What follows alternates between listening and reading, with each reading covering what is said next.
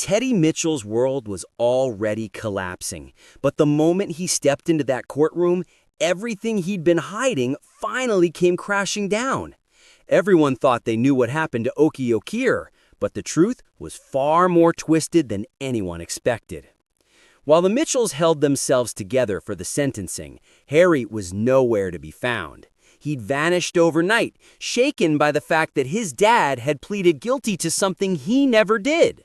Nicola panicked, terrified that Harry might walk into court and spill everything. But the real danger was how broken Harry had become, and what disappearing again might push him to do. Gina and George searched every corner of Walford until they finally found Harry alone at Container Junction, shaken, exhausted, and carrying a secret that was eating him alive. Gina could see it immediately. Something wasn't right.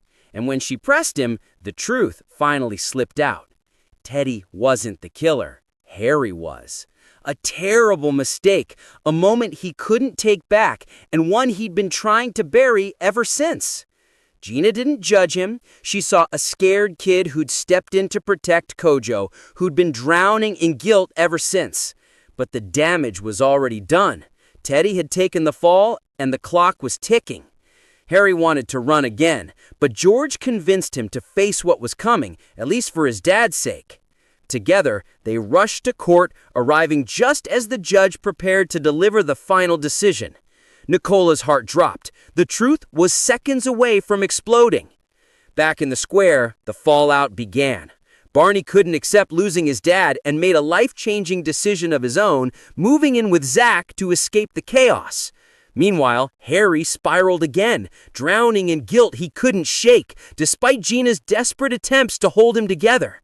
He promised her he wouldn't disappear again, but it felt like a promise he made just to make her stop worrying. By nightfall, Gina's gut told her something was wrong. She went looking, and what she found in the arches nearly stopped her heart. Harry, unresponsive on the floor, having slipped back into using and taking a dangerous amount. He'd OD'd, alone, and completely lost. Gina dropped to her knees, shaking him, begging him to wake up, because after everything they'd been through, losing him now would destroy the entire family.